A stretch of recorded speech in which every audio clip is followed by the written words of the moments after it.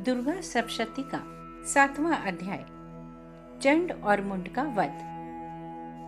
ऋषि कहते हैं, तदनंतर शुक्र की आज्ञा पाकर वे चंड, मुंड आदि दैत्य चतुरंगिनी सेना के साथ अस्त्र शस्त्रों से सुसज्जित हो चल दिए।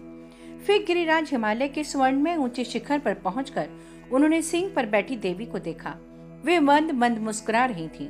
उन्हें देखकर दैत्य लोग तत्परता से पकड़ने का उद्योग करने लगे। किसी ने धनुष तान लिया, किसी ने तलवार संभाली और कुछ लोग देवी के पास आकर खड़े हो गए। तब अंबिका ने उन शत्रुओं के प्रति बड़ा क्रोध किया।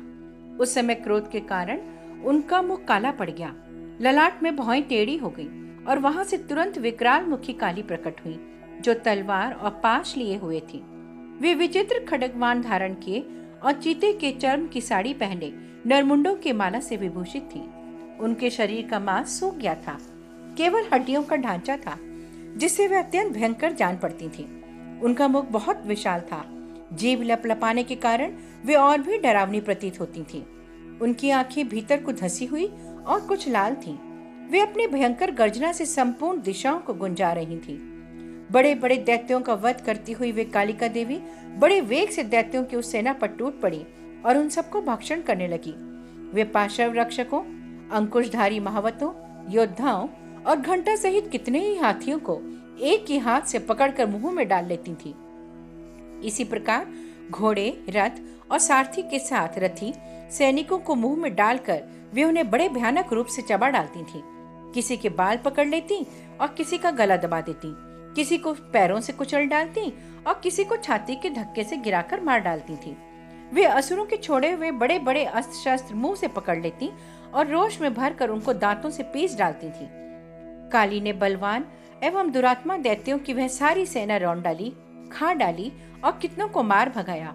कोई तलवार के घाट उतारे गए, कोई खड्गवाण से पीटे गए और कितने ही असुर दांतों के अग्रभाग से कुचले जाकर मृत्यु को प्राप्त हुए। इस प्रकार देवी ने असुरों की उस सारी सेना को क्षण भर में मार गिराया। यह देख चंड उन्हें अत्यंत भयानक काली देवी की ओर दौड़ा तथा महादैत्य मुंड ने भी अत्यंत भयंकर बाणों की वर्षा से तथा हजारों बार चलाए हुए चक्रों से उन भयानक नेत्रों वाली देवी को आच्छादित कर दिया। वे अनेकों चक्र देवी के मुख में समाते हुए ऐसे जान पड़े मानो सूर्य के बहुतेरे मंडल बादलों के उदर में प्रवेश कर रहे हों। तब भयंकर गर्जना करने वाली काली ने अत्यंत रोष में भरकर विकट अट्टहास किया। उस समय उनके विकराल वदन के भीतर कठिनता से देखे जाने सकने वाले दांतों के प्रभा से वे अत्यंत उज्जवल दिखाई देती थीं। देवी ने बहुत बड़ी तलवार हाथ में ले का उच्चारण करके चंड पर धावा किया और उसके केश पकड़कर उसी तलवार से उसका मस्तक काट डाला। चंड को मारा गया देखकर मुंड भी देवी की ओर दौड़ा। तब देवी ने रोष में भरकर उसे भी तलवार से घायल करके धरती पर सुला दिया। महापराक्रमी चंड और मुंड को मारा गया देखकर मरने से बची हुई बाकी सेना भय से व्याकुल हो चारों ओर भाग गई। तदनंतर काली ने चंड और मुंड का मस्तक हाथ में ले चंडिका के पास जाकर प्रचंड अट्टहास करते हुए कहा, देवी, मैंने चंड और मुंड नामक इन दो महापशुओं को तुम्हें भेंट किया है। अब युद्ध में तुम शुंभ और निशुंभ का स्वयं ही वध करना।